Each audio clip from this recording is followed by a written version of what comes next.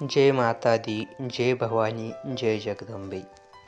आज आपण त्या देवी परंपरेची कथा ऐकणार आहोत, जी अनादी कालापासून चालत आलेली आहे, जी प्रत्येक भक्ताच्या हृदयात देवतेचा प्रकट अनुभव घडवते आणि जी परंपरा नवरात्रीच्या उपवासांना पूर्णत्व देते.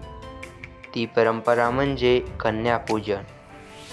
नवरात्री येते तेव्हा प्रत्येक भक्त आपापल्या घरात घट स्थापतो, कलशावर नारळ ठेवतो, त्यावर लाल वस्त्र ठेवतो आणि देवीला हाक मारतो, माते या, आमच्या घरी या, आमच्या हृदयात या, आमच्या जीवनात या.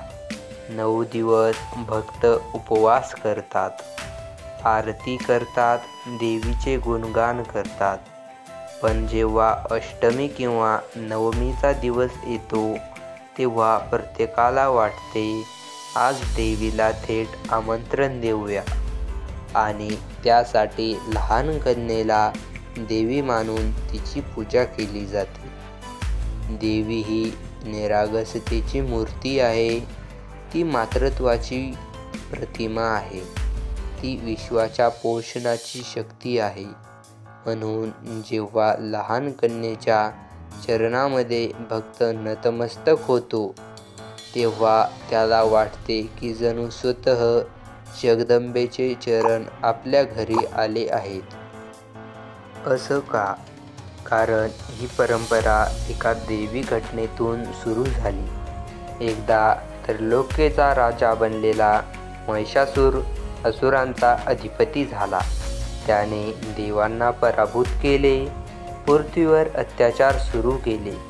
देव, ऋषी, मुनी, संत सर्वजण भयभीत झाले.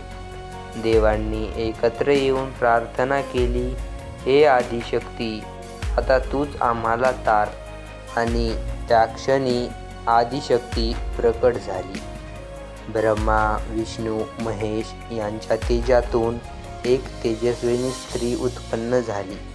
सिंहावर आरूढ झाली, 10 दात हातात शस्त्र घेऊन सज्ज झालेली. ती स्त्री म्हणजे दुर्गा माता. नवरात्री देवीने महिषासुराची युद्ध केलं.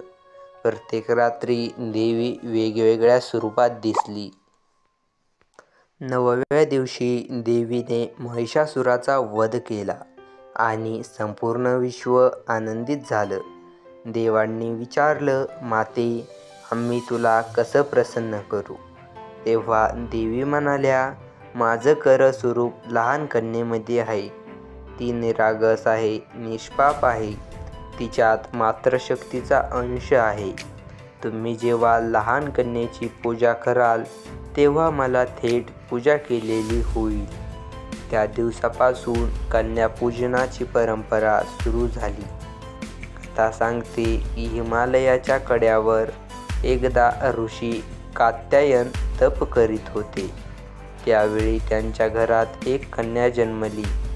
ती होती कात्यायनी देवी.